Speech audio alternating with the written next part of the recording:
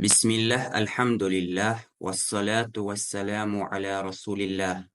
Ассаляму алейкум ва рахматуллахи ва баракатух. Сегодня 19-й урок. Тема сегодняшнего урока – маддуль ивад, возмещенная мадда. Данное правило образуется при условии, что мы останавливаемся на слове с танвином фатха, то есть ан. При остановке на танвине фатха вместо произношения танвина мы удлиняем звук. То есть вместо афваджан мы читаем афваджа. Или же джам'ан джам'а. Субхан субха. Удлинение на две огласовки. Например, аяты وَرَأَيْتَ النَّاسَ يَدْخُلُونَ فِي دِينِ اللَّهِ أَفْوَاجًا. То есть афваджан идет, но мы читаем афваджа с удлинением на две огласовки.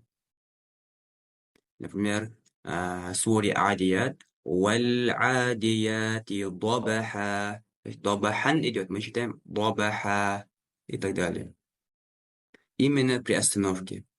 А при продолжении уже будет одна из правил нун сакина, либо идлам, икляб, изхар, ихва. Но при остановке читаем с удлинением. Афваджа или же джам'а. Следующее правило – удлинение на 4-5 огласовок. Здесь у нас всего 3 правила. Это маддуль муттасиль, маддуль мунфасиль, маддуль силя. Маддуль муттасиль бывает, если после букв удлинения у нас всего 3 – алиф, я и вау. Если после букв удлинения следует хамза в одном слове, как, например, здесь. Маддуль мунфасиль бывает, если буква удлинения идет в конце одного слова, а хамза в начале другого слова. А маддуль силля бывает уже, если после местоимения ху или хи следует хамза.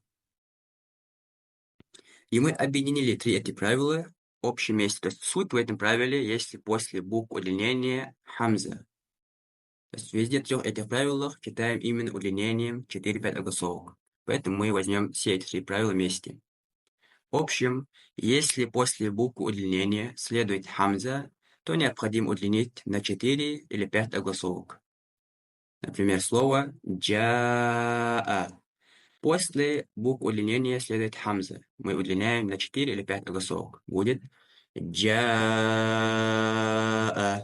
Потом шаа. Джиу. سيئت سوء حنفاء وما أدراك قالوا إنا ما أمر في أي حتى إذا علمه إلا ما له أخلده وثاقه أحد. В общем, если после буквы удлинения следует хамза, то удлиняем на 4 или 5 огласовок. Здесь завершаем 19 урок. Вальхамдулиллахи Раббил Аламин.